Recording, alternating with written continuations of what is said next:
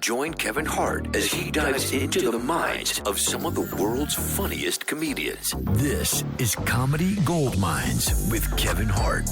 Welcome, world.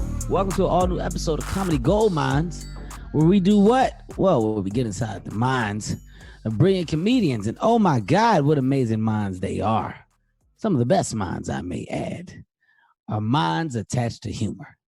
I said it.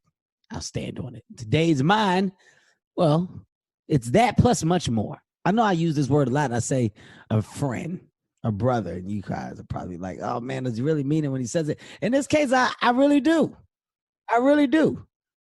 I don't say it just to say it. I actually mean it when I say it. A writer, comedian, director, producer, friend, father. I can go down a list. I mean, I'm also going to say a mentor as well. Ladies and gentlemen, please welcome Chris Spencer to Comedy Gold Mines. What's going on, Chris? Hey, man. Thank you for all those wonderful things. But if you were to continue the list, what would be two more? Two more? Yeah. Mechanic. Handyman. I think your best quality, you are a high level connective tissue to entertainment. Right. I don't even want to say to the stars, to entertainment in general. Right. You are somehow connected to everything and everyone, right? It's like weird. It's not weird though. I think it's a cadence. It's a quality. Right. You know what I mean? Hey, the weirdest connection I made. I got a call from the White House. Hey, Chris. I was like, who's this? This is blah, blah, blah, aide from the White House. Listen, we heard Will Smith is in D.C. and 44 wants to play golf with him. Could you call Will and hook it up? I was like, what? I was like, what makes you think I have Will's number? They were like, you got it. Can you hook it up? I was like, you are that guy though. But here's the fucking part. They didn't say, and why don't you and Will come out and play with the president? Can you hook it up for Will and the president to enjoy each other without you? Yeah. All right. So guys, after I make the connection, do you guys want us to, how do you want to get to us so we know where to go? Like, airport should I fly into? No. Will and the president. Yeah, no, I will come out there and play with the president. No. Like, no, not you. Have you ever heard of Kev on Stage? Kev on Stage, the comedian. Yeah. Yes, I've heard of him. So we did a roast for this kid named Tahir Moore. He said the funniest shit about me. He said, Chris is the most sought after and wanted man in Black Hollywood. They want him there, but they don't want him in it. We want you to write this and produce this, but listen, yeah, no. You don't need to be there. We don't need you in it. Does it affect you, Chris? Like when you say that, are you at a point where you feel like your talent is sometimes overlooked? Absolutely. Well, you know what? So, we had children around the same time, and it was kind of around the same time that I started getting a lot of writing gigs. So it was like, okay, there's no need to go on the road. I'll be a writer. And so the writer-producer Chris became more popular and more sought after than Chris Spencer, the comedian. So there was a shift.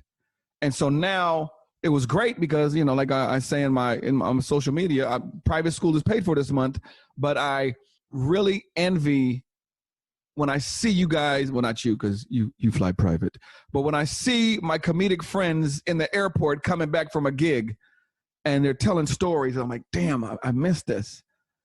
I missed that. You know what I mean? And as of late, which you've told me before, you would produce my special. I am gearing towards being that guy in front of the camera and on stage more often because I don't want my tombstone to read, Writers Guild of America loves him. Well, here's a tricky thing with you, right? Like you're no stranger to stardom.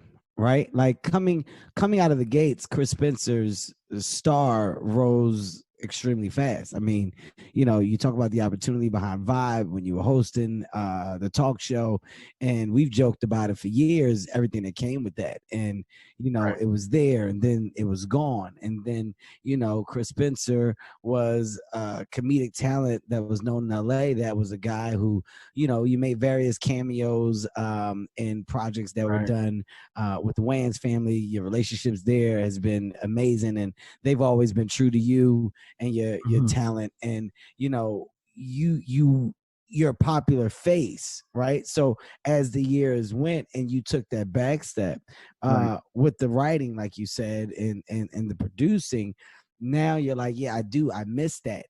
Is there still a want for stardom, like for that bug that you had when you first came out and all that came with that? Like, are you thirsting for that again, or is it just the success that comes with being a comedian and a headliner and traveling? It's weird. It's like I try to say I don't want the stardom, but I know I do, because if me, you, and Chris Rock are at lunch and somebody goes, "Oh my God, can we get a picture?" I don't want them to go, "Hey Chris, can you take a picture of me, Kevin Hart, and Chris Can Rock?" you take know the what I mean? picture? Yeah, And can so you take the picture? I love my so-called anonymity and my privacy, but I do want that a little bit. Mm-hmm. Mm-hmm. You know what I mean? I just, you know what? Let me take it back. I want to be recognized as being very funny as opposed to being very nice and witty. And he hosts a great room and he's the go-to guy for this award show. Like, I need to put out a special so people can see me do an hour. Because if you look at everybody that's on the wall behind you, they did hour specials, which set them apart from the world. Mm-hmm. Mm-hmm. You know what I mean? Even if it's not the greatest special in the world, there's an audience that goes, "Yo, he's the guy I want to pay money to go see if he comes to my town." Mm-hmm. I just need the world to know that. You know what I mean? Like, I think I've done a good job with hosting the rooms in LA, being at, Tripping on Tuesday and Chocolate Sundays, and then I do the thing in Inglewood, the Savoy, which is great because I'm from Inglewood, and it's great when I could bring people like you and Dave and Tiffany down because, it's a drive to drive up to Hollywood. And so for me to be able to bring talent back to where I grew up, it's very, very much appreciated. Well, it says a lot about who you are. Yeah, but that bug and not necessarily be famous, but just be known as a comedian. You know what I mean? I have a lot of slashes. I just want comedian to be first. Here's a take that I have on it. And it's one that I hope that you realize, right? Right.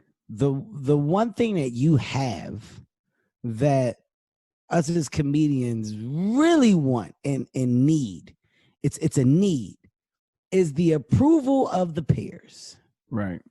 Right? You as a comedian, you want to be a comedian's comedian. Absolutely. You want to be a comedian that other comedians are excited about, that they genuinely love, and that they go, that guy or that girl is funny. Right. That funny is attached to your name, and we as a community, we stamp that, we give that approval. Right.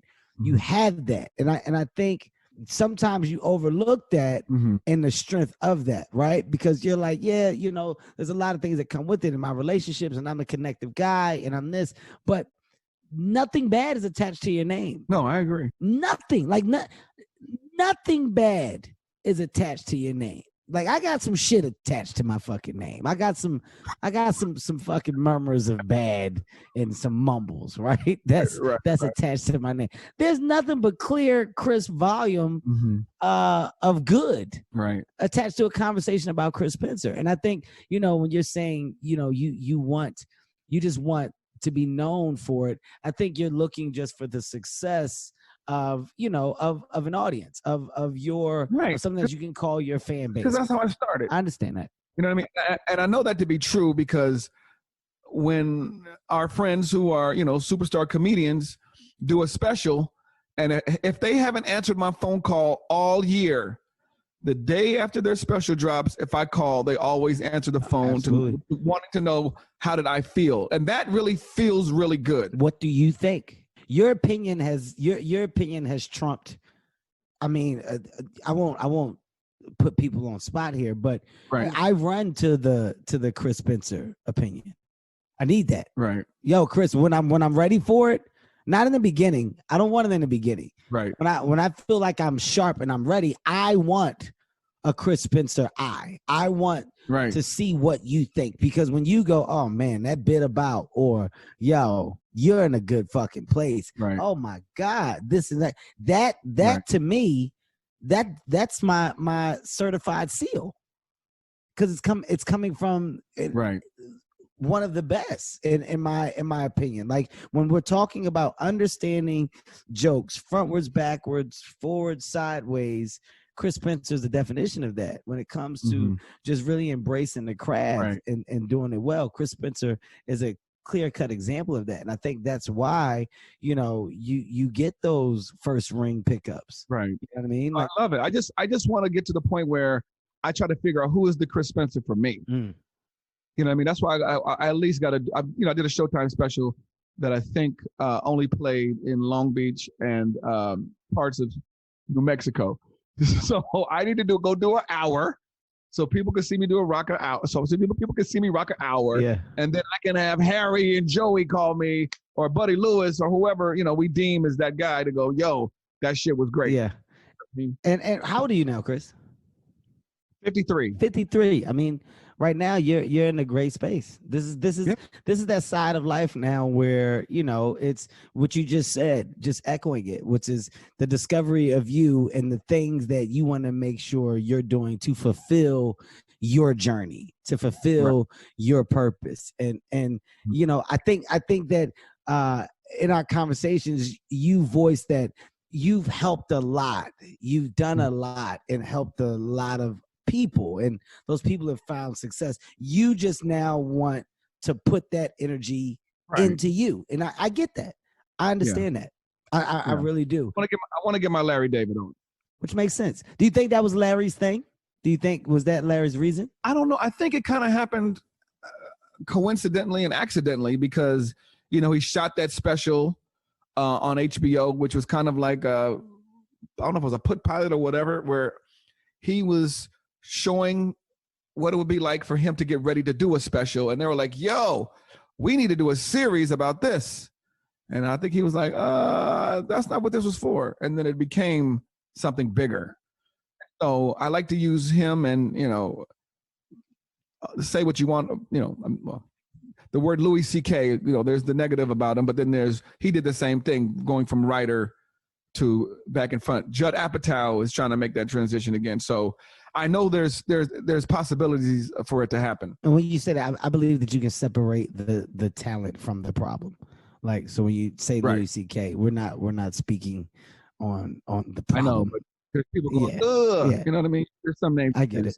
Do you think now, with where you are in the writing, directing, and producing, I mean, is there a passion that's attached to any of that you think fuels this desire of finding the Chris Spencer or completing the task at hand of me and my journey to success? Are any of those things checking those boxes for you? Absolutely. So I've been a TV host, I've been a TV writer, and I've been a TV director. I will be directing my first film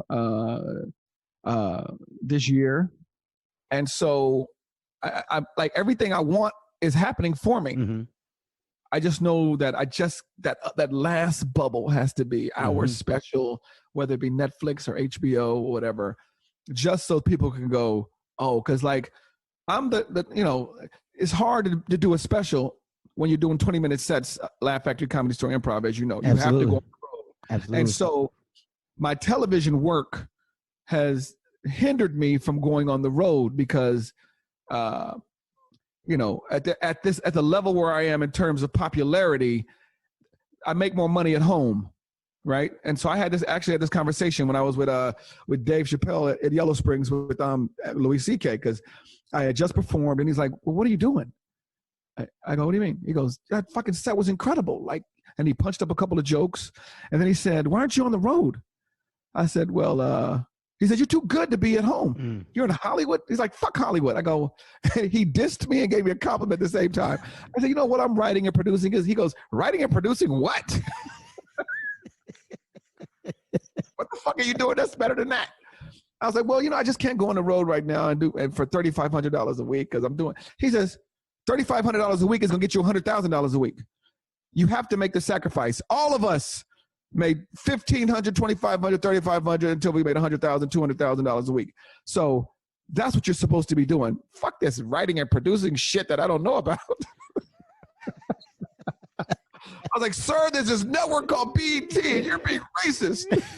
And they love me. But it's right. I mean, listen, sometimes you need to hear that though. No, it was great to hear. Sometimes you just need to hear it. It was great to come off stage that day, and for Dave, Chris Tucker, Bob Saget, Donnell Rollins, and Mo Amer just all to run up to me and go, yo, what are you doing with your life? And I was like, I'm punching up jokes for the Emmys. 50 has a commercial for Groupon. I'm helping her rewrite some things. But this is, I think it's also, man, what I find exciting about what you're saying and what you're doing is that it's another stage. Yes, it's another stage, right? Like so. I forgot who broke it down to me, man. I was talking to somebody, and they broke life down to me in quarters. You know, like you got the first, second, third, and fourth. Right. And when they told me this, I was in the second quarter, right, of where I am now. And I was like, wait, what? And I was like, what do you mean second quarter? It was like, yeah, you're 40. Like, this is like the second quarter. Third quarter is like, 50s. When you get to like 50, that's the third quarter. Absolutely. And the fourth quarter, that's like 65 Seinfeld to 80, when you're in the fourth quarter. And I was like, damn, the 65 to 80, they're like, yeah, I mean, that's basically when you just setting up for death. Like, you just kind of right. You just preparing for it. Like, it's coming, so you're just doing less. But you got to just find the new in each quarter. I love to ignite, this next version of yourself. So, in my 40s, I'm now finding different energy of life and reason for me to continue doing what I do. I'm finding different levels of love for different things, right? And you saying now, I want to go to a stage, I want to get back to this, and I want to do this for me. You're finding a new purpose and reason for you to perform in this quarter. Yeah, I love that. It's a dope ass breakdown, man. You're talking about your first movie that you're directing. Mm-hmm. Is directing the thing that will be of leisure? Like, if something, the right thing comes along, it's cool and I'll do it. Or could you get bit by the bug? And if you do, there's no shot that stand-up can happen because a directing thing will take you off the fucking table, Chris, for a year. Right. 6 to 8 months. Right. You know what I mean? I think at least for this first half of this third quarter, it will be directing this movie. And with the success of it, will let me know more. It is something that I'm interested in. I see that there really isn't that many Black comedic directors. You got Tim, you got Malcolm, right? And it's like there's a hole right there. We used to have Keenan and Townsend, but there's like, who is our Black film comedy director?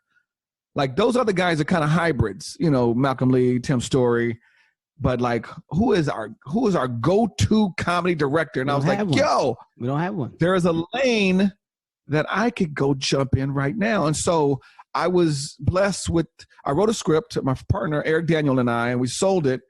And this guy, it sat on a shelf for a while. And then another company came and gave this guy a $100 million fund. And one of the first scripts they wanted to do was this script.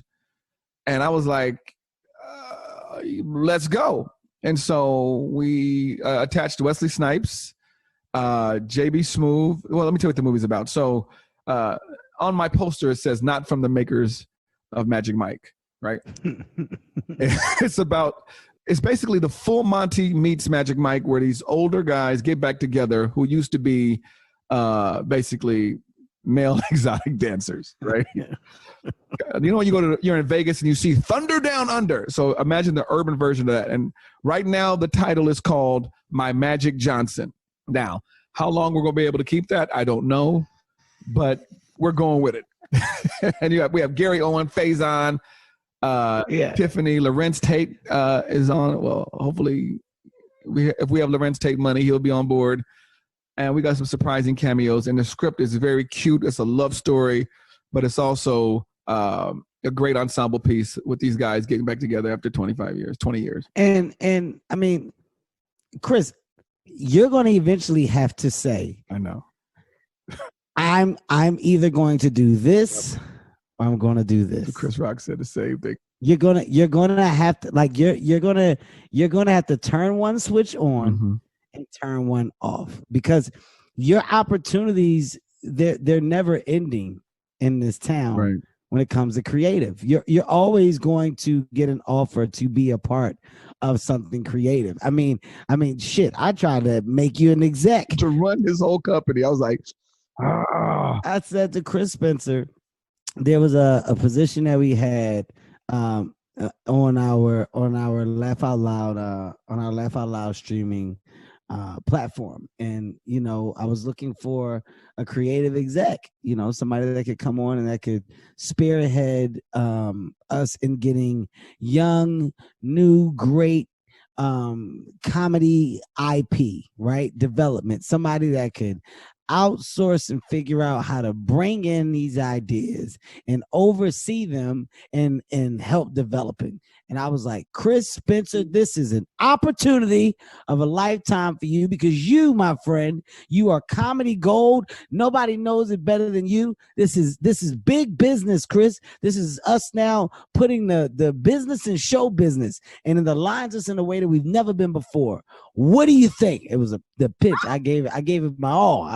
At the end of it, I was like, da, da, da.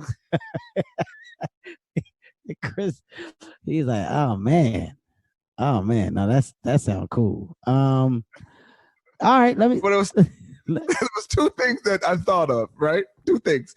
I was like, I don't want to have a job where I got to wonder what I'm gonna wear tomorrow, right? I'm gonna iron out this shirt and get this motherfucking tie ready, and these shoes, I'm gonna kill them with these. I didn't want that. And then I kept thinking, you as my friend and little brother, I didn't want to be walking into a room and we see all these people ready to meet you, and you go, hey, Chris, hold my phone. Like, that would have fucking killed me. I'm holding your fucking phone so you could go get accolades for some shit I'm helping you write. It's already bad enough, Kevin. You know how bad it is already that I couldn't hold your phone. I'm sorry. Nobody thinks like you think, man. Nobody fucking thinks like Chris. I'm offering Chris a fucking job as a creative exec, the head of development. The company. He's thinking about, I ain't holding this nigga phone. That's it. He gonna ask me to hold this I don't want somebody to go, wait, find out what Kevin wants to eat first. I didn't want to be that guy. Take Chris. Can you get somebody to take this back? You know Kevin don't like guacamole. I'm like, fuck Kevin and his guacamole. I quit. You haven't even signed the papers yet. Yeah, fuck that. Fucking Kevin. Yeah. Chris, you're gonna have to choose one, man. You're right. I know one of them isn't giving you your goddamn phone. I know one of them. When you told me, I couldn't do nothing but laugh. I laughed so fucking hard because you're being serious. This is how you think. This is how you operate. This is how your mind works. But for you to do what you really want to do, and really fucking execute, dude, you're the comedy version of the Dos Equis man. You're like, there's no space that you can't fit into. So if you keep yourself open for those opportunities, they're just going to keep coming, and stand up will always get pushed back. It'll always get pushed back. Right now, I'm fighting for fucking stage time right now. Like, I don't have the time to get on stage and work out. So I'm like, all right, after this next movie, I'm shutting it down for like 2 or 3 months so I can go get on stage. Like, I gotta block out some time. Right. And this isn't even for me to construct a set. This is for me to get the energy back of the craft to go, oh, all right, I'm ready to fucking start putting a set together. But I gotta have time where I can go back and forth to New York, where I can jump on some stages, in Boca Raton in Florida somewhere where I go work out, or in Utah. You gotta just, everything else stops when stand up starts. And that's been nothing else trumps stand up when we go. And you gotta do that. Like, and this isn't the advice. This is us talking as just comedians. Like, you know what you got to do if that's what you're trying to do. You can't double dutch it. Right now, you double dutching it. double dutching. It's just hard for me to leave for $3,500 a week. And the kid's school costs $43,000. So it's hard. It's like, yo, you want to go staff up on this show real quick for 8 weeks, or do you want to go play the Laugh Pickle in Toronto for $2,500? I honestly think though, I think if you put a run together, you should put a real two month like Wednesday through Sunday run every week. Like sit down with Vanessa, the kids, and this is something that you've never done. Like you've done the weekends, you've done the tours, you've been a part of those, and you're in and out. I'm talking about a real 2-month road warrior.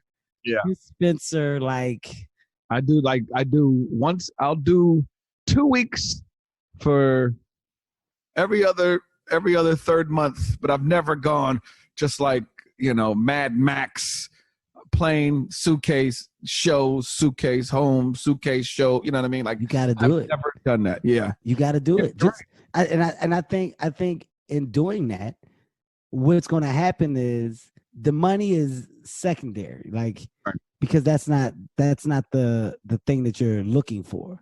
Right? Like that's not the W here. I mean, of course, we all want to get to the big numbers and financial success is not something that we're going to overlook and act like it's no big deal, because it is. But in this case, for what it is that you're doing, you want the energy, you want that feel, you want the crowd, you want your fan base, and you want a punctuation of a special. You got a road warrior. Yeah, so I've already started to figure this out, because I'll be doing posts as soon as the movie's over, and then I figure I've put the 2 months aside, that the 2 or 3 months aside, that I'm gonna go.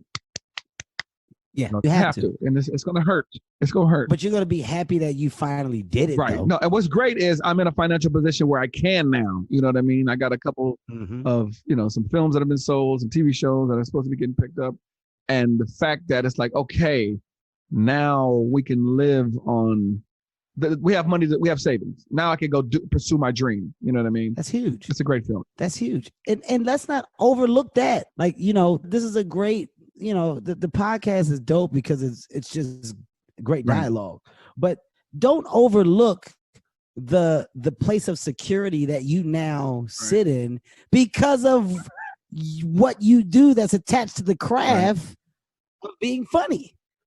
You've went and you've maneuvered this machine of yours in a way that other people are still trying to figure out. Like when it comes to the business side and multitasking, that comedy gene, you've taken it from personality to host to behind the scenes to behind the camera to writing to being in those rooms. Like it's like that's the business. That's the other side of it. Now you're going and you're redoing the front part. The back part you've gotten down. You go out there and you road warrior this shit, Chris. It's gonna be game over. Game the fuck over, man. That's so funny when I tell this to people. They're like, "Are you fucking kidding me? We're trying to get to where you are. I can't stand the fucking road." And I'm like, "Oh, really?" And listen, don't get me wrong. I don't love the road, right? I love when I get there.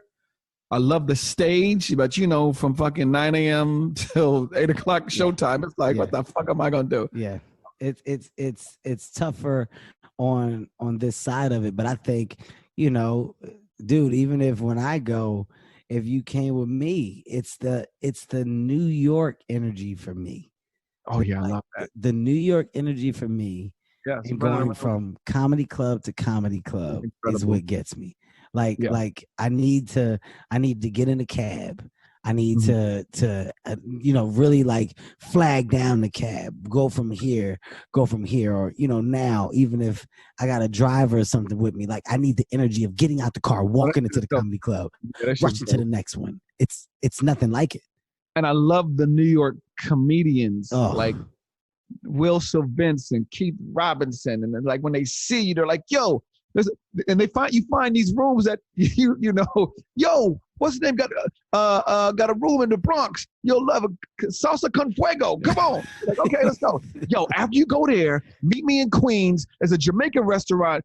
You gotta order some curry goat, and then they'll open up the door and let you fucking rip. It's nothing but many fucking rooms till 3-4 o'clock in the morning. Like, it's crazy out there. It's nothing like it. It's nothing like it. There is nothing like it, and the camaraderie that you find, you know, Rob Stapleton, all those dudes. I'll come pick you up. Listen, don't worry about this. It's like, damn, this shit, it doesn't happen here. You know what I mean? I guess it's just a different energy here. Why is that, Chris? Why is the energy in Los Angeles? It's kind of scattered, in my opinion. Right. It's spaced out. Whereas in New York, it's about you do the show and we all sit down afterwards and we're all at this little restaurant and people are cracking on each other and people are telling jokes, people are chilling. Right. It's a thing. There's this crazy rapport. I feel like in LA, it's scattered. It's not, It's never really been consistent. Right. That's a good word. I don't know what it is about that New York energy. I knew something was different when I was at fucking Catch and they said they knew my next spot at the fucking Cellar. And they're like, listen, we'll call a Cellar and tell them you're going to be late. I was like, what? Yeah. Well, tell me. That shit doesn't happen here. If you're fucking late to the Improv, the Laugh Factory, it's going to be like, motherfucker, pick a spot. Pick a spot. You out there, you're like, yo, I'm at Caroline's, and then I gotta go do, I'm gonna run around with talent over to this other shit in the upstate and then blah blah blah. Cool. Listen, we'll put some money on ahead of you. I'm like, wow. Yeah, it doesn't. And then they pay real money. Like these dudes get real fucking money within a 30 to 40 mile radius that they live off of. Yeah, they get like LA, you better fucking, if you think you're gonna live off these spots, you better be selling cocaine out of the Uber. In LA, I think they actually might have like bonuses have bumped it up. But when I was there, I remember it was $50 a spot. And I think on the weekends it had jumped to like 75 or 100 a spot. That's when you were doing 5 spots, so on a weekend, you could pick up easily 400 to 500 for the weekend. And as a young comedian, I mean, shit, you have 4 weekends in a month, so you coming in with close to $2,000 a month from your spots. That within itself, that's your living. That's right. You're living off of that. And during the week you got your food spots, you got your paid spots, maybe the paid ones are $20, $25. Right. But as a comedian, that's how we live. That's how we generate the money. In LA, it was, it's scattered. The list to get a spot alone is fucking insane. Yeah. I've always felt like LA was more everybody's treating this performance as it's the performance that's going to launch their career. I'm going to get discovered. Yes. Right. You know why? Because it's happened. I've seen people come out here and from Chocolate Sundays, I've seen people go up on, first impressions or do a spot and people tap me on the shoulder and go, who is that kid right there? And I'll be like, that's Kevin Hart. We want him. I go, well, you should take both of us. Like, I'm trying to do, you ever have a little brother that's on your basketball team and they're like, yo, Georgetown wants him. Well, we coming together. And so I've seen people, Brandon T. Jackson out of Chocolate Sundays, like I've seen people come there and go, we want to work with that kid, or who is that young lady? And so people are it's not a workout if it's crowded. Like I'm going for broke. And that's why you see motherfuckers not grow, because they're doing the same shit over and over and over again, because this is my best. And hopefully this manager, agent, executive is going to see me do my best, as opposed to in New York, I'm fucking coming to work out so I can get greater. Yeah. Yeah. That's what I see. I mean, Chris, you can't give a better description. That's exactly what it is. It's always, I'm giving my best because somebody in the audience could change my life tonight. HBO could be out there. Yes. Netflix could be out there. Yes. You know what I mean? Like I gotta do my best shit at all times. So there's almost like a hidden fear to work out, because if I don't give my best, or I wasn't my best, and somebody was there, then I blow my opportunity for success. And that's in the mind. That's what you're wrapped up on. So you got those younger and older comics that just never wanted to play that game. Thankful. I'm very thankful that I was never affected by that. Like I didn't really give a shit. You know what I mean? No, you were always great at not caring about any outside distractions, and it used to baffle me. You know what I mean? I'm like, how can he doesn't care what he said? Shit. He don't care who's in. I remember that time I brought Eddie to come see you at the fucking Comedy Union. You remember? Like, I was like, I brought you to go up, and I didn't want to go up in front of the motherfucker. By the way, never told you, blew me the fuck away that you was like, yo, Eddie's coming to the show. I got Eddie to come down. And I was like, what? What you mean you got Eddie to come? The fuck are you talking about? Eddie Murphy, he's gonna come down. He's gonna come down and check you out. I told him, it's just funny, you need to come down and just see you. So he's gonna come tonight. Who the fuck? Yeah, he was like, who's the next cat? Who's the next cat out there that's ripping the stages? I said, have you heard of Kevin Hart? Somebody, I think Ray was saying something about Kevin Hart. I want to see this little motherfucker. And I was like, okay. And I called Ends. I said, motherfucker, Eddie Murphy's coming to see Kevin Hart. Oh, okay. What should we do? I said, motherfucker, make a space for about 47 people. I mean, all in leather. No, that would have been Eddie in the 80s. But no, when he came and saw it, it was dope though. That's a high for me. You know what I mean? That's why I do really, I might talk shit. I do enjoy the writing and the producing, because and the whatever you want to call me, the Negro net, because I have everybody's phone number. I put people together, and it's really great when I see two people come together and some magic happen. You know what, too, man? It's also, it's fucking crazy, man, because as you say that, and you're just talking about like your ability to connect, and those times when you had Eddie come down, and I remember when I was on your couch, and I had to sleep on your couch for a little bit, and I'm like, you are like, you're responsible for the upside of mindset on our Black comedians that are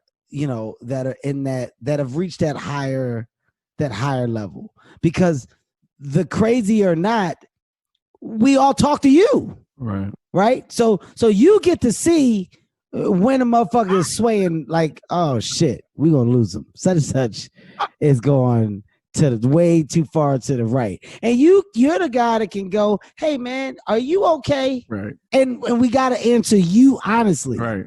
Nah, man, I'm a little pissed off about this motherfucking shit. Got me heated up. All right, well, I can just tell you're a little off. Get some rest, man. Don't let it get the best of you. Like, yo, just know who you are. Like, you're that guy.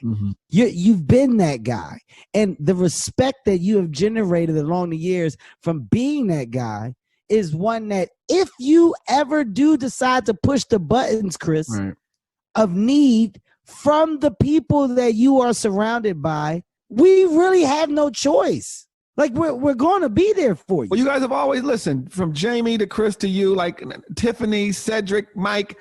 Everybody has always been there for me. Like, I've never called and you guys have said no. You might not answer the phone, but when you do answer, it's never been a no. But I have a question for you, sir. Go ahead. Because me and David Arnold were just talking about this the other day. Does your wife think you're funny? That's a good question. Right? That's a fucking good question. Yeah. Nico thinks I'm funny. Is not funny in the kitchen. I'm talking about when she comes to see you work out your show. Is she giving you notes?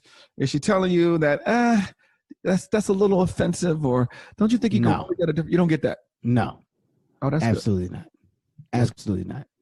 Right. And not to say that I'm against it. No, I'm not, like, absolutely not. But I'm like, that's just not what she does. It's not what she does. Like, she comes and she'll say what she likes. Oh, but that was real funny. But I've never heard from her that joke is ass. Right. No. I wouldn't expect that. My wife. No, like when you're working out, like, yo, that one's ass. I wouldn't expect that. But, like, for example, so there's a joke that I say, which is you're in it, that's gone kind of viral, and she saw it live yesterday, and she was like, I don't know. Like, people love it. I'm almost famous again. What the fuck are you talking about? Right? This joke is taking me to the top, lady. What's the joke? What is So the the joke? joke is about being, so I said, I work in, the person who introduces me usually butchers my credit. So I go, let me tell you guys what I really do. I write and produce in Hollywood. I work with Tiffany Haddish, Kevin Hart, Jamie Foxx, Cedric the Entertainer, all your favorite blacks, right? And so the problem sometimes when you're friends with these people and work with them, your wives become friends, right? And sometimes, like my wife thinks we can do the same thing as Kevin. I go, no, we can't do the same thing as Kevin. Kevin made $87 million last year. Guess who did it? Right? and I say, all my friends, I noticed the richer they're getting, they're becoming whiter. Right? Like Chris Rock's last special, he had on jeans and a t-shirt. Dave's wearing fucking jumpsuits. Right? I said, Kevin the other day had on a $250,000 watch and it was covered. I go, why? He goes, well, it's kind of a little, it's only one of three. There's only three in the world. And it's just kind of a collector's item. And I don't really need people knowing. And I was like, fuck that. I said, if I had a $250,000 watch, everybody in here would know. You know why? Because the tag would still be hanging from the motherfucker. Right? So then I kind of dropped the mic so you can see the tag hanging. So I said, so, our families go, we do stuff. I said, we're supposed to go to Europe. I said, now, I can do Europe, right? I don't need Kevin to help me go to Europe, right? I'm a multi-thousandaire, right? But my wife was like, you know what I was thinking? We should fly private. I was like, what? Yeah, we should fly private. I was like, you mean don't tell nobody? I'm like, fucking private? I was thinking Southwest, 86 stops, LA, Burbank, Phoenix, San Diego, whatever. So that keeps going. But the joke, this is the part that bothered her. So I say, when we go out to dinner with the Harts, I don't bring any money. Why? I said, I feel God gave Kevin Hart money to take care of me and my family. That's what I feel. You don't like that. So I say, that's fucking brilliant. I say, so listen, here's the part. That's brilliant. I say, so every now and then we go out. I said, you got to be careful you have a rich friend because every now and then they won't pay. And it's always at the wrong. It's always at the wrong time. I said, one night we went to Mr. Chow's, right? It was like 10 of us. Let me tell you something. Whenever you see this celebrity and a group of 10 people, it's usually people that helped him on his way up, right? And so he always feels like he's giving back. So, at the table, it's like me, and I name like comedians that, that once that were there at one time and now we're just kind of mediocre. And so we're having fun, right? These are your friends. And so I said, you got to be careful because every now and then they won't pay. And so this one night, the bill came. I said, no, Mr. Chow's is a trick they do. The restaurant is already expensive, but they have a trick. They'll bring out the menus and then they'll go, you know what, give us those back. Let us bring out a few things. I said, don't ever let that fucking happen. We did that shit one night. The bill was $1.8 million. So on this particular night, the bill comes and the lady hands it to me. I go, why are you handing it to me? She goes, oh, I go, you gonna disrespect Kevin? He's right there. Kevin, I apologize for this lady right here. I said, let me tell you, audience, Kevin Hart is my African American Express. I don't leave home without him. What's in your wallet? Not a goddamn thing. Kevin's here. But, so there's more to the joke, which I'm not going to, tell everybody here. Sizzle didn't like it? What did she think? Like, we're not those people that Kevin Hart is taking care of. I go, wait, it's a joke. Oh, it's the, you know what though? You're in a space in a time where, the opinions that we once never had to listen to are front and center. Yep. They're front and center and they're present. Mm-hmm. And you're constantly rethinking something. Right. You're constantly fucking thinking something. Like cancel culture. Is that too much?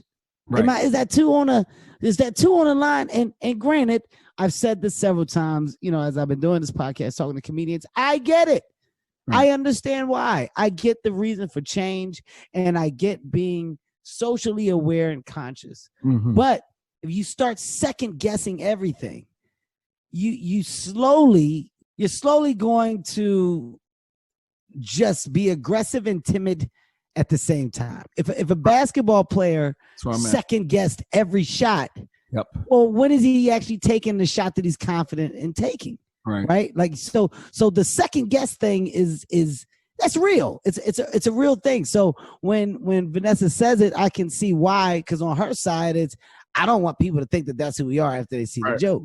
Right. And I had the same thing with my daughter about some of the jokes or whatever that I had. Mm-hmm. She told me, she was just like, Dad, you don't go to school with me. You don't know my relationship with my friends, and you don't know some of the conversations that I have to have. I don't want to have a conversation about something like this. That's just a joke. And I was like, okay. I said, when you say it like that, you made me understand and explain it in that way. I get it, honey. And I'll make sure that moving forward, I'm more aware of you, your world, and the impact that what I do has on it. Because you're oblivious to it. Right. So from her side, that's what she's thinking. But when we up there, we rolling. It's fucking rolling. I can't lie. Kevin Hart is my Black African American Express. That's fucking funny, man. Right. That's fucking funny. Why would I bring money with Kevin Hart? Why would I bring money? Kevin's coming. And listen, when you say the thing about the paying for the bill, I'm notorious for the random dip off. I'll give 75 to 80 in a row. We at 80 in a row. But then there's the one day where I'm like, yeah, I'm not gonna pay today. Yeah, and I don't tell nobody, but I just leave. I'm notorious for that. Ask them. And it's fair. Ask the guys. Ask Harry, Naeem, Dub, Spank, Wayne. It's like every once in a while, I'll be back and go to the bathroom, and they'll just see me pull off. I'll group chat. And that's where the joke came from. Yeah, I'm like, this one's on y'all. Married life, man. Mm-hmm. We can't not talk to each other, not talk about because for the people on this podcast, or what is this, a radio show? Podcast. It's a podcast. Yes. Kevin Hart is responsible for my marriage. So I love and hate. No, I love the fact that he basically introduced me to my wife one night after the Laugh Factory. I had seen her before. She was casting Soul Plane, and she had come. You were already cast, and I think they were looking for some other ancillary parts, and she saw this fine ass nigga on stage, and you're like, "Oh, Chris, oh yeah." And then we went next door. Remember, we went to Greenblatt's and we ate, and rest is history. And it's been 17 years ago. 17 years, man. 17 years. Two beautiful kids. Chris, Bella. I mean, you right now as a father, right? Are you blown away at how fast time has passed? I mean, your kids are soon to be out. Yo. It's crazy because you remember when our kids were babies, people would always cherish this time. It's gonna go by fast. You like, if you don't get the fuck out my face or help me with this diaper or help me with this tantrum. And now when I see people with babies and I see them struggling with the stroller and the Bjorn, and I'm like, damn, I miss those days. You know what I mean? There's a next door to me, there's a baby, and behind us is a baby. We hear the baby crying, and me and her look at each other, and I go, we're going to wait for grandkids. Don't think anything's going to happen tonight. Jesus. But those days I miss. Are they talking about going away for college? Or are they talking about staying home? I want them to go away, because that's another thing I regret, is that Chris Spencer has never lived anywhere outside of Los Angeles County. Really? Never. I've never lived in any other state, not any other county. So I want them to go have either a Midwest experience, a Chicago, a East Coast experience, a Southern experience, but get out of here so you can have those memories and those stories to share. Wow. You know what I mean? Wow. Like when we go to Martha's Vineyard every summer, that sounds very bougie, but we go to the vineyard every summer, and I see all these kids from all walks of life talking about what it's like at the University of Chicago, and this one goes to Howard, and this one goes to NYU, and this one goes to Stanford, and they all come together and they talk about these experiences. I'm like, I want my son and my daughter to have some other experiences except this, because we go to a school where it's a Hollywood school. You know what I mean? Like, this dude's dad runs this network, and this dude is this agent, and he's his manager. Like, it's not real. Go be with some regular folk. Mm-hmm. You and with that want and need, I mean, is there a thing of, I guess you could say life after they're out the Right. house, you know, Right. for you and the wife now that that's approaching? Is there like, you know, I'm trying not to think about it because it's kind of it sad. is. I'm thinking about Right? it. Heaven. I mean, I'm going to be talking about college with Heaven in another year.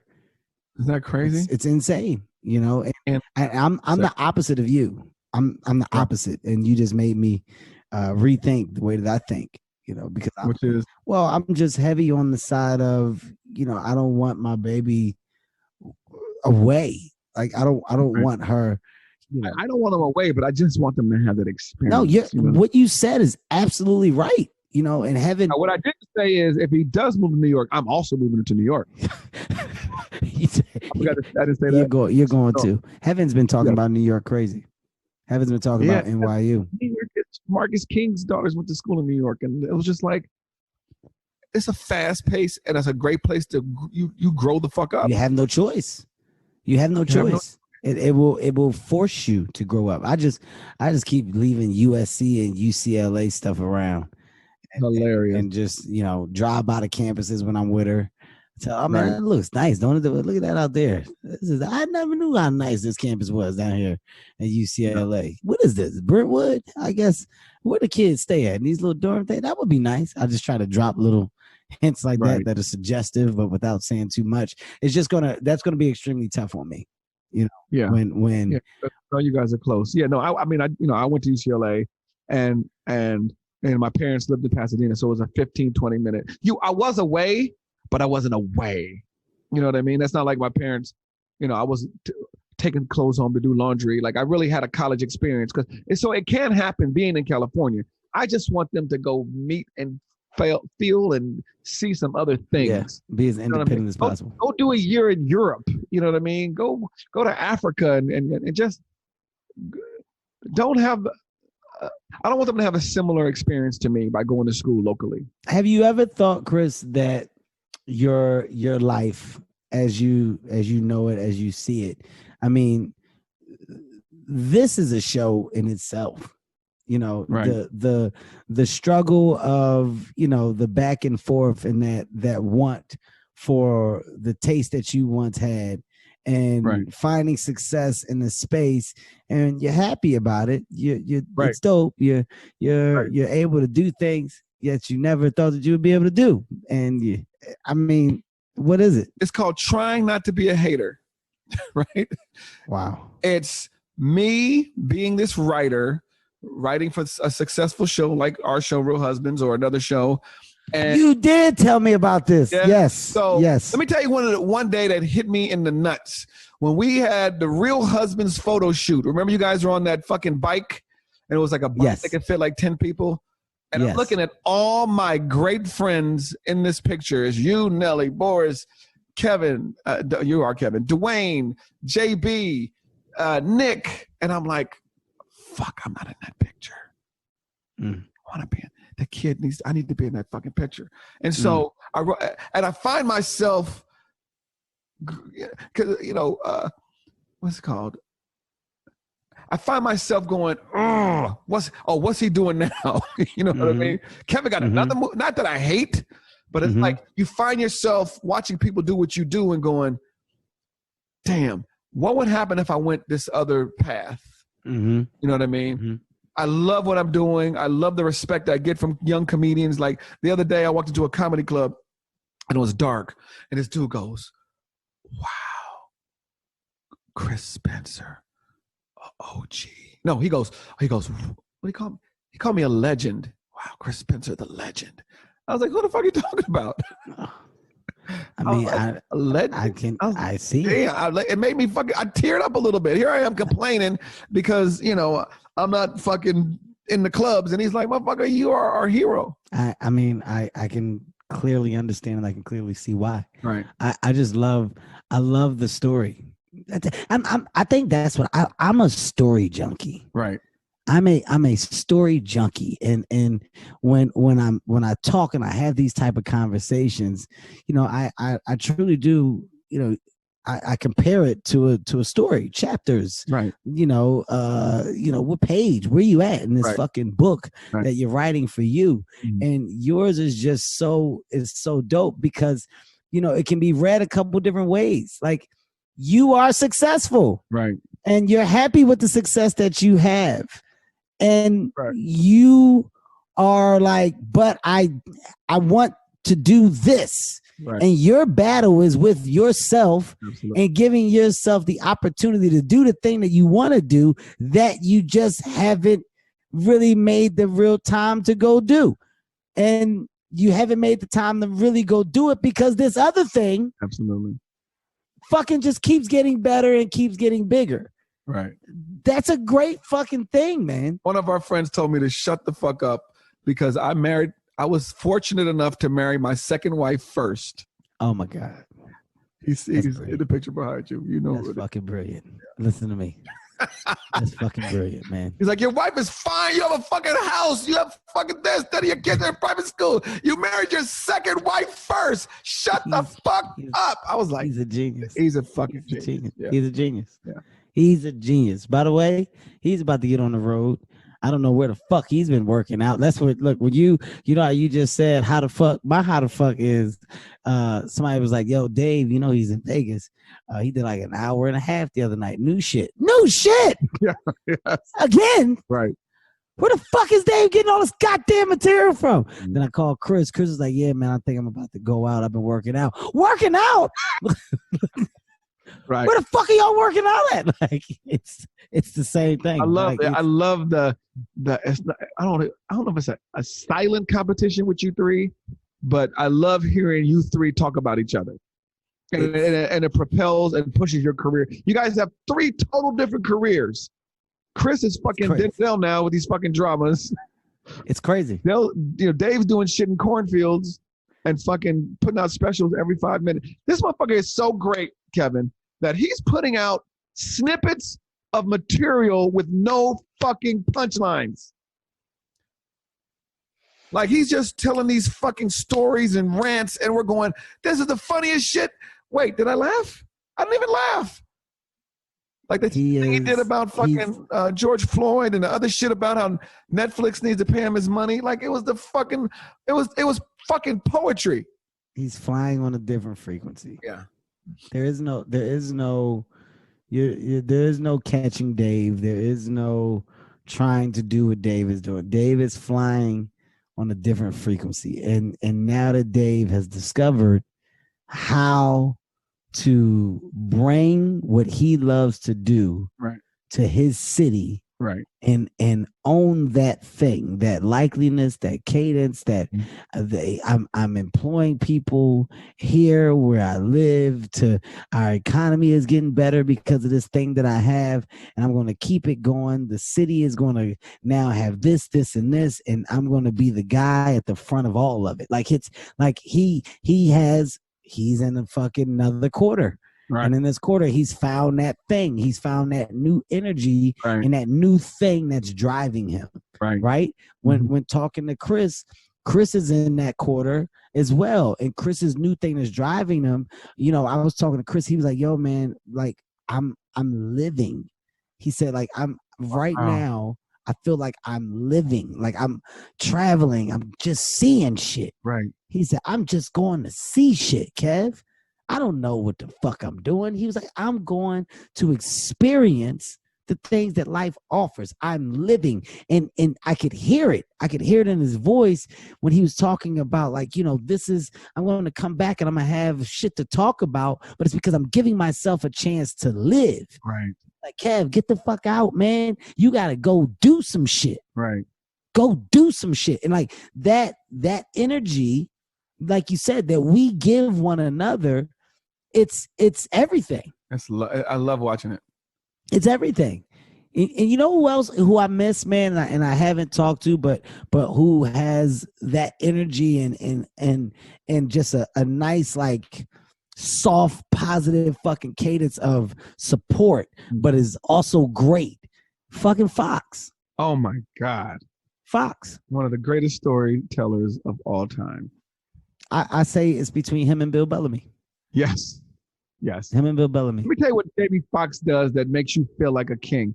If you're ever in the presence of Jamie and there's another group of people, his introduction of you is fucking ridiculous. Hey, you guys, how you guys doing? This is Chris Spencer. I don't know if you guys drink water. He was the first guy to purify it, right? Not only did he do that, you see how NASA, that rocket ship is able to stay out there. He created a fuel, and you can't go, nah, stop playing, Jay. You sit there and take it. Like, he gives you the fucking best intros in the world.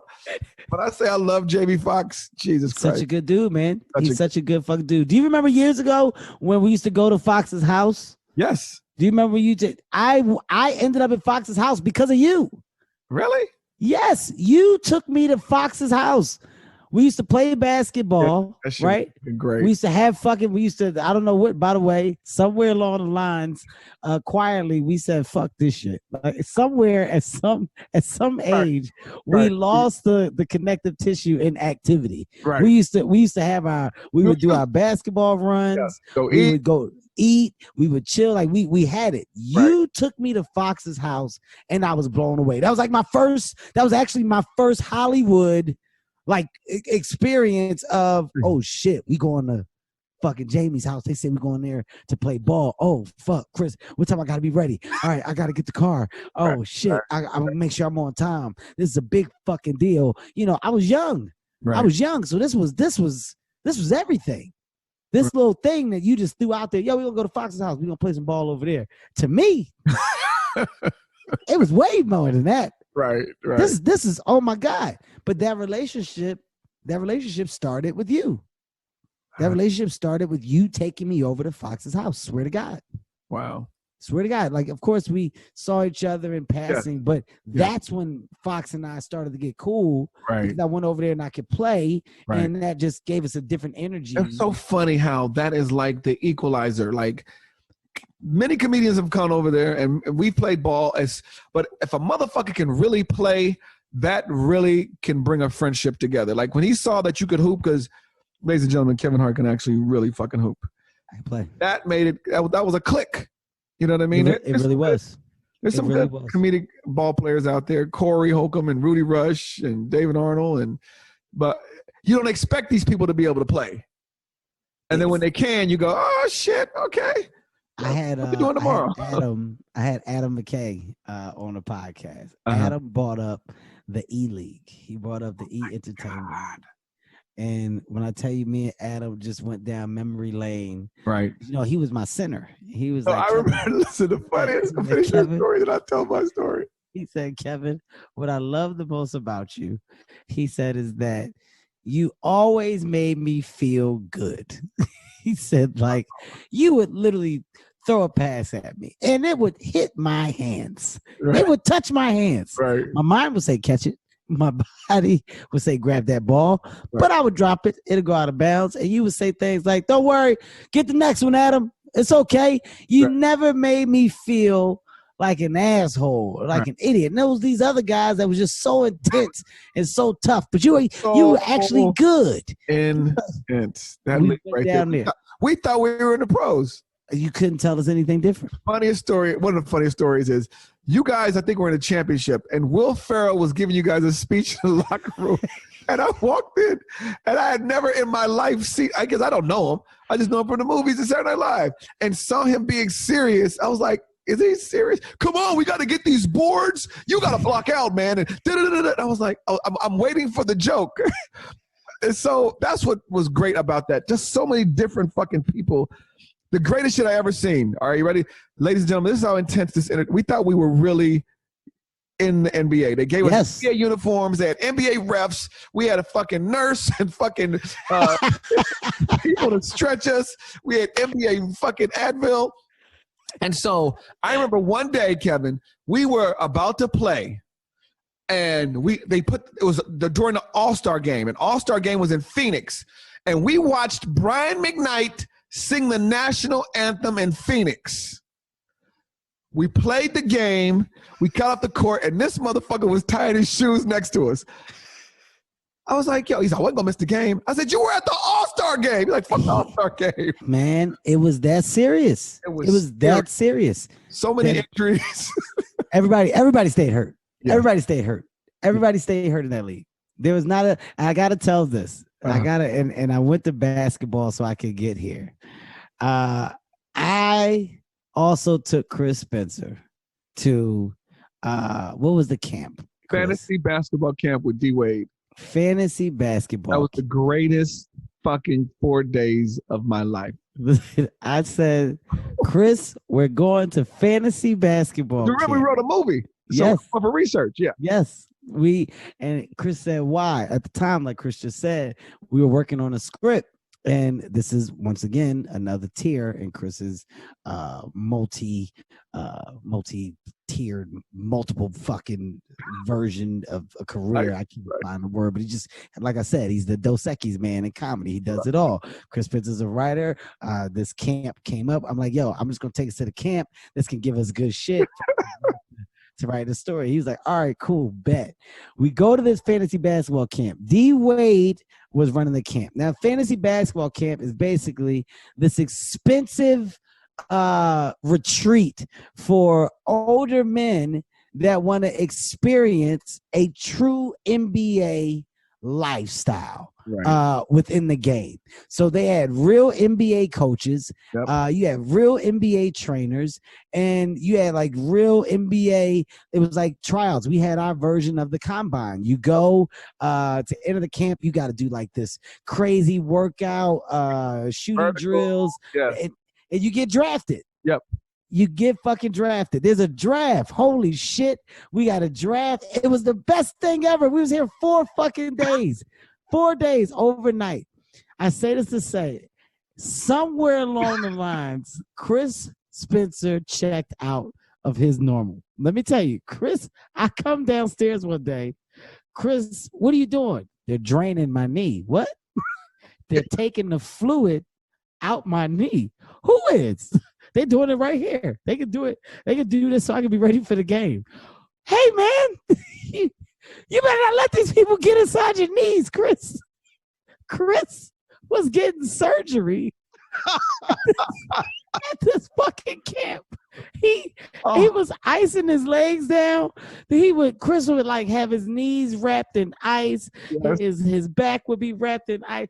We took full advantage. This was, you know how you get free shit and they like in the shirts and you just keep going back and you got all the shirts because they was free. You're not gonna wear these fucking shirts, but you go get them anyway. We used every fucking aspect. Even them shoes Dwayne Wade gave us. Oh my God. They killed our feet. They killed. My toenail came off. I was like, Dwayne, you might want to call these people back and get an adjustment because there's a part in the toe that rips off toenails. We didn't give a fuck. We were playing with bloody socks.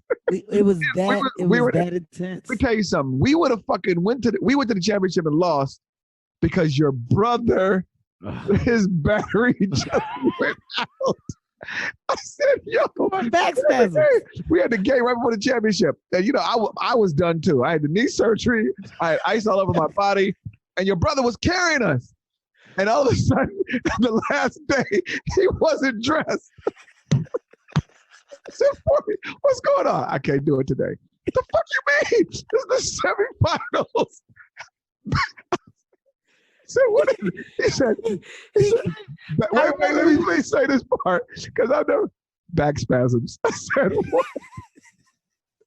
He said he was having spasms, and it was going all up and down his body, and he couldn't. I said, dude, just bring the ball. Chris, I can't play. Because your brother can fucking play. He could get to the racks, he could dish. I could sit there with my little set shot jumper and my sumper and stay in the corner. When he said he couldn't play, I was like, oh, we done. Man, when I tell you my brother stayed in that hotel 2 days after the camp was over, he stayed an additional 2 days. He couldn't move. He couldn't move. He said, dude, I just laid in the bed.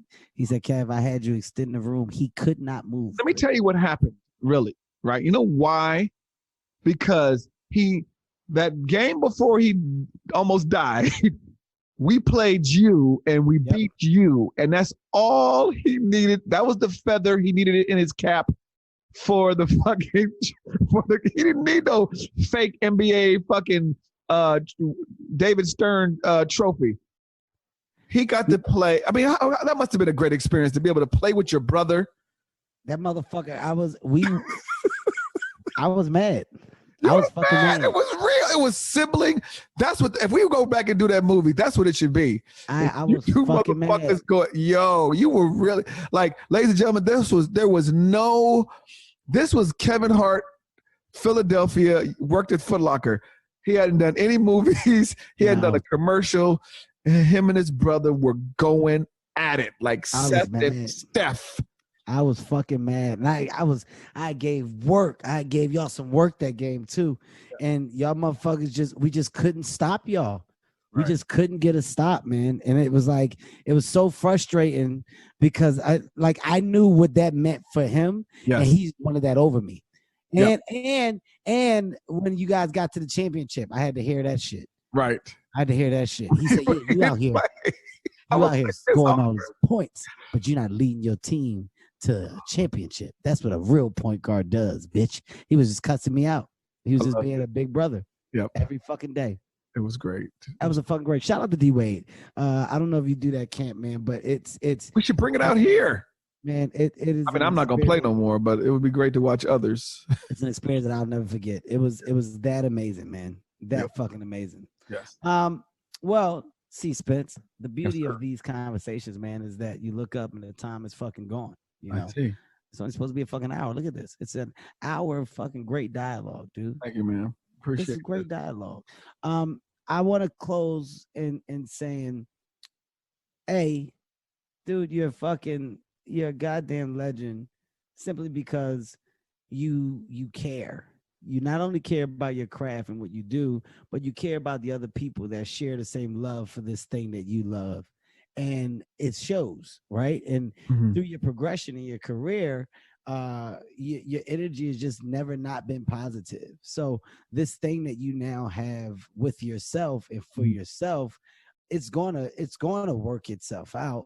But it's gonna require you to flip that switch. Yep. So I just want to tell you, man, be comfortable and confident in knowing that when you do that, you will get the rewards from the work. Like you're going to get what you want. And if the special is that thing, I already told you, man, there's no world where I wouldn't fucking shoot a Chris Spencer special when you're ready to do it. It's not going to happen. You have my word. I will produce your special every fucking day of the week and be proud and happy to do it because you deserve it. So when you're ready, I'm ready. But, dude, you got nothing but good time and energy ahead. I think you should knock out these projects, put your foot in this goddamn movie's ass, and you do give yourself a nice little time to go out here and be a road warrior, and let's get to it. Let me thank you for one more thing. You've actually made my marriage as strong as it could be by allowing my wife and I to have this platform on LOL called Date Night with Chris and Vanessa. Like when I say I tried my best not to work with her, she had scripts, she had talk show ideas and treatments, and I was like, no. And then when she came up with this format, I was like, okay, this could be it. And then when she made the phone call to you and you guys said yes, like it's made us the greatest couple in the world. That's dope as hell. It's really like we love is easy. We like each other a lot. Like I make her blush. I'm like, damn. And that's from us working together. I always thought you wanted to keep church and state separate. I like that you've given us the ability to work together, and we really like each other and we really love each other. So it's dope as hell. And for our listeners, if you're not familiar with the show, it's on Sirius XM. It's channel 96.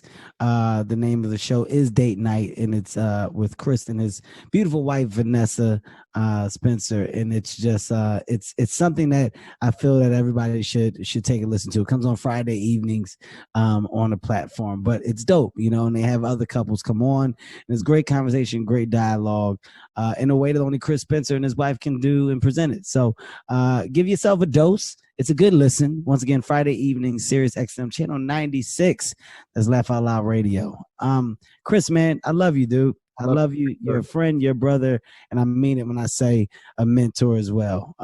Forever the guy that I'm going to get on the phone when I'm in need of some funny or some goddamn just funny advice. Like you're the guy.